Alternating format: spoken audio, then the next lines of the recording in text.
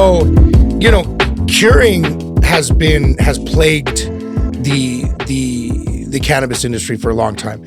You know, these growers grow these amazing, beautiful plants, and then don't take it over the finish line. And then they don't take it over the finish line. They fuck it up. Curing is an art. And I think so many people overlook it as an essential to their end product, to making money off cannabis. So when you have a system like you guys have implemented here, and you have a product like this is awesome. Well, I think that's a great segue, because you just said curing is an art. Correct. And if you get down to brass tacks, man, like what about when it's a science? Yeah. Right. And so that's kind of what we're trying to bring to the table. Yeah. And, you know, with CO2, right, which is hydrophobic, so it repels water. Correct. Right. And also displaces oxygen. And so that was kind of a unique development, because when we were setting out to use liquid CO2 as a freezing agent, it was just instead of dry ice. Yeah. There's a lot of benefits, which I could go heavily into. Yeah. But really, we were just trying to make an extraction machine that it was like a wet dry shot vat. We wanted to make bubble hash, and we wanted to make keef. Yeah. And it was like this liquid CO2 all of a sudden was this unique application where we're getting these instant results, instead of like up in Humboldt Hills where we're like setting a machine out overnight, letting it be cold, you know, come out, check it 12 hours later. Or if you're really trying to get froggy, you put it inside of a deep freezer, right? And so that's what it was down to. And so when I was like, okay, how do we take the principles of liquid CO2, which is just the liquid version of the solid dry ice, and implement it into the chamber of this drum? And so really that's where we were off to the races, was kind of like, okay, we figured out how to do that. Yeah. You know, and so having the rotary separation, so it's a bladeless application. I mean, back when I was like putting this thing together, you know, had some, you know, unique partners and stuff, but it was like, what was out there? Like the pollinator? And wet trimming is such a fuck up, such a misused practice that is, you know, equipment, you know, wet trimming equipment salesman will sell you, you know, a wet trimmer and tell you it's the greatest thing in the world. And then you go put your product through it and you have this chlorophyll contaminated, nasty product. So your system really utilizes, it freezes those leaves and that, you know, extra crap hanging off, and it doesn't produce that same amount of chlorophyll and other nasty crap when used in a fresh trimming, you know, application. So you cut right to the chase, right? Because I'm telling the story about how it turned into a trimming machine. We stumbled onto that. It wasn't supposed to be a trimmer. You were just trying to get the keef. You were trying to get the hash, right? And then all of a sudden it's like, let's make some rosin. Everything for hash. Threw buds in there. All of a sudden, we're like, whoa, this is trimming the bud, right? And now that's one thing was dried and cured, right? Yeah. And all of a sudden, well, let's make some live rosin. Yeah. So let's do some live buds in there. All of a sudden, we're like, holy shit, it's trimming the flower. So tweak the recipe, change the screen, some patterns. Like, what are we going to do? Had patent attorneys like on deck. So we're like, let's switch it up. Let's get real about it. So all of a sudden, now I'm trimming wet. And that was really the first aha moment, trimming a wet flower. I mean, it was a eureka moment, man. We popped a bottle of champagne, bro, because it was like, this is unreal. Well, what happened 2-3 hours later? It's oxidized, discolored. We were like, oh man, ooh, of course. Fuck, we didn't keep it cold. Oops. You know what I mean? And like, all right, well, what am I going to do? I'm going to market it as a dry trimmer because it's an amazing dry trimmer. Yeah. Or am I going to solve this problem that we just created? And so that was what set us off onto the races of like, well, what's the solution? Which led to be lyophilization. Yeah. Right. And so really when you're doing a wet trim with CO2, we're rupturing the cellular wall of the plant. You go below the freeze point of 32 degrees. The critical component is to maintain the cold chain. So that's really what it comes down to. So when the simplest version of this is pre-freeze a freeze dryer, the same way you pre-freeze an oven, right? Now you got the parameters, you got to have vacuum control, you got to have programmability so you can make sure you can actually get to the right recipe. But like when we trim a flower, I'm trimming a pound a minute. I'm putting it in a freeze dryer. Like this bud right here that I brought to you as a sample today, we harvested in January of this year. Yeah. Right? Now there's a technique to make sure it doesn't get squashed in the freezer. But then all I'm doing is I'm pulled this out a week ago from the deep freezer, threw it in the Resinator for a quick cryo trim into my pre-frozen freeze dryer with my crop to cure recipe.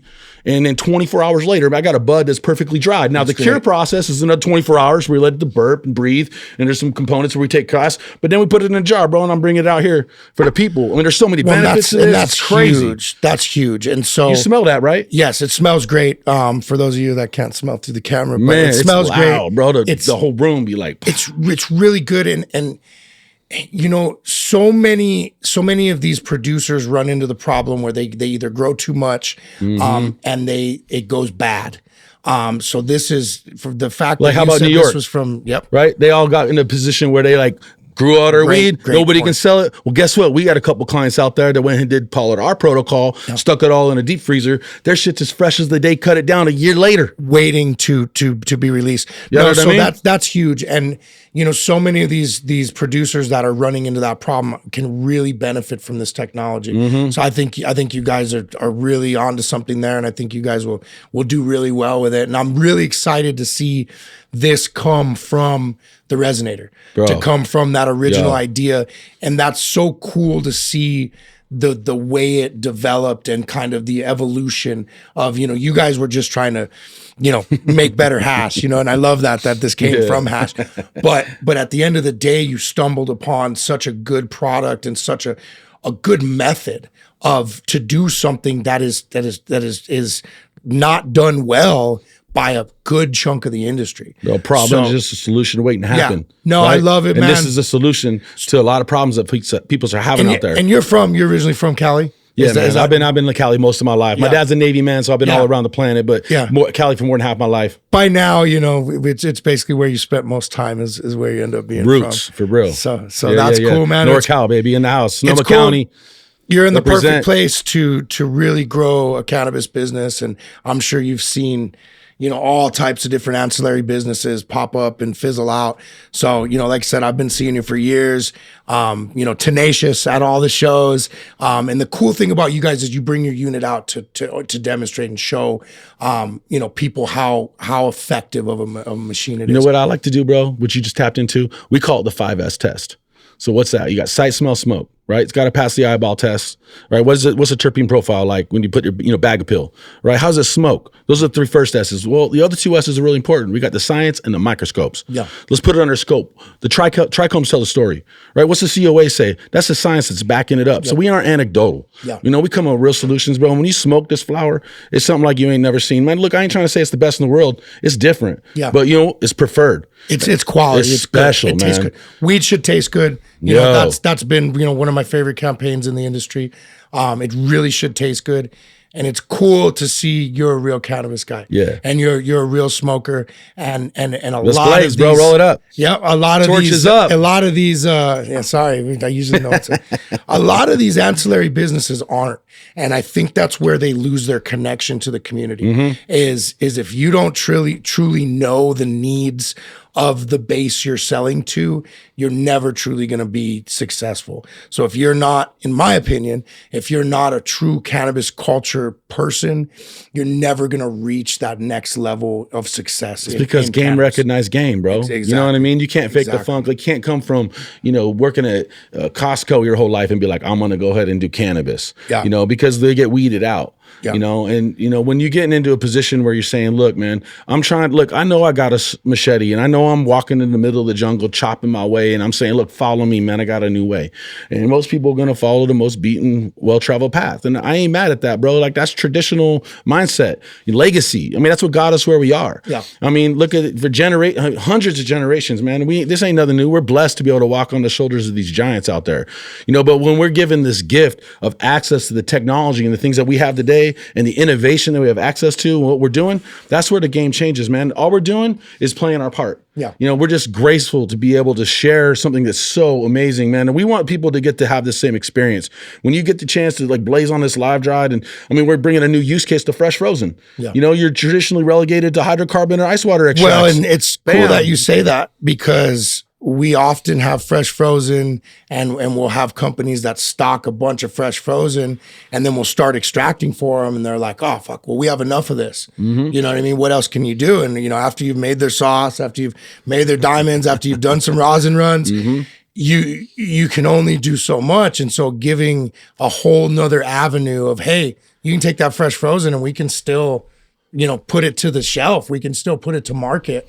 Or what about intention, where it's just like, we're making use of it, the most use of the maximizing the product. So let's get the AB buds. Let's turn them into smokable flower. Yep. Then let's take all that whole body trim that comes off the bladeless trim. You put my trim under a microscope, you see whole body trichomes intact. There's no scissor or blade, slice through it with chlorophylls, plant particulates. Well, great. Now let's make the extracts with that, right? And then what's left over, I can do whatever I want with that, right? And then even the smalls that might be remaining, right? Let's go ahead and put those into pre-rolls. There's so many, like, to be able to diversify. I mean, that's how we survive in this market, right? Yeah. No, and we do it with the best quality, bro, because when you smoke on this live draw, you'd be like, we're going to turn some heads. Yeah. You know, it's just the beginning of market adoption, right? When you talk about what that looks like with rosin, I mean, it took almost 10 years for rosin to go from a woman's flat iron and parchment paper to where it is now. Yep. Well, we're a few years into that process now.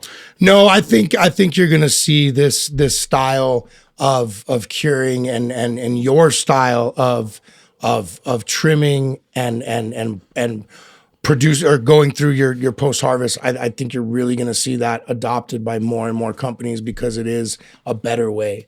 I mean, anything to get these motherfuckers to stop wet trimming. You know what I mean? I swear to God, if I make another batch of beautifully fucking most amazing looking dabs ever and it tastes like fucking celery, I'm going to fucking lose my shit. Look at this, bro. Would you believe that a pair of scissors didn't touch that? No, it's gorgeous. You know what I'm saying? It's gorgeous. And you know, the smell, and like I said, you never have that shitty cured smell with the method you guys and then use. The trim, that sugar, the whole body trim, that sugar leaf, it's sought after by extractors. Yeah. You know what I mean? Beautiful. Like, so it's the full package. And we know it's funny how it took so many years to like just even understand what we were doing. Yeah. Right. To be in a position where finally like we're able to tell our own story in a way that's like, I mean, we're still students of the game. Yeah. So I mean, every time I do another run, I'm learning. Every time we innovate and develop another product, I mean, it's just the nature of the course of action. We're in the building stage as we speak. So are you taking this across the country? Yes. Nice. Right now we're out in New York with the pretty reputable brands, you know, penetrating that market, and the demand is real. It's really nice to get past legacy mindset because when they see it and they come back asking for it. And then we just recently got a project that we got laced up in NorCal, where we're getting ready to kind of make some big moves, man. We're working with some pretty reputable brands, and that's gonna, you know, hopefully be in, you know, 150 plus dispensaries here before Q1 2024. So, you know, the hype is real, man, and you know, the proof's in the pudding, and so we're just out here telling it like it is. And, you know, hopefully people kind of get not on bad board. For a guy that was just trying to make some hash. That's cool, man. It's really cool to see your business idea, your invention, to see all that, you know, evolve. I think it's really going to be cool to see what you guys do in the future. Bro, live dried is the future, bro. Yeah. You know what I mean? I believe it. I believe it too, bro. And it's not just the way that I believe it. Like, look, I smoke what I grow. Yeah. All right. And my girl is a bigger head than I am. Believe that. Yeah. And when she gives me the green light to finally freeze everything and crowd trim and crop to cure that, that's got to feel good. You know what I'm saying? Like, look, I've arrived, right? I'm smoking the best weed on the planet on the daily. And I just want people to get the same experience that I get every day. Hell yeah, man. Well, I hope you get the chance to get it to the public and get it to everybody and get in more and more states. It's really cool. You know, these events are so unique. The Good Life Gang really brings together so many great minds from across the country. So it's really cool to sit down with you. I love your tenacity. I love what you're bringing to the table. And bro, you know what? Really excited. I mean, I don't want to toot my own horn, right? But don't take my word for it, right? We just won first place this year at the Emerald Cup for Innovative Consumable. There you go. Right? You know what I'm saying? That's an esteemed panel of judges. That's kind of notoriety from that community, bro. There, so. You know what I'm saying? So it's like, yeah, I'm drinking my own Kool-Aid. I'm smoking my own weed. That's true, right? But like when you get out there, you know, we writing white papers, we doing webinars, you know, we got COAs on our website, we doing videos and tutorials, you know, we putting it together. Like we ain't just anecdotal. Like we really want to actually stand behind what we say. This ain't just some fad. And so when we get the opportunity to present what we're doing to the world and get that kind of accolade and recognition, believe me, man, it's like we need that steam too. Yeah. You know, it's like we small but mighty, bro. That little engine that could, you know what I mean? Like, well, that's cool, man. Story. Like I said, there's a lot of guys out there that are trying to, you know, do new things and bring new technology and innovate. And I think that it's, you know, your story is really cool. It's really inspiring for those guys out there that, you know, are trying to figure something out. Yeah. There's always a way to innovate and a way to improve on, you know, techniques that, you know, everybody's got to do and that people are struggling with daily. So I'm glad you're here, man, and I'm glad everything's doing good. Bro, we're creating solutions for even the little guys. So, go check us out. We're pretty easy to find, resinator.com. Okay. The original resinator.com. We got it both locked down. We on the IG. Nice. You can really see what we're doing. We're demonstrating daily what that is. And we're giving a pathway for everybody. So whether you're the one that wants to do it for yourself or you want it done for you, holler at us, man. We got solutions. We really, we're an open book. Hell yeah. Well, thanks for coming on. And man, thanks for having me, man. Soon. Much blessings. Hell yeah. Much respect to the Good Life Gang. Thank you, brother. Welcome to the Pharm table.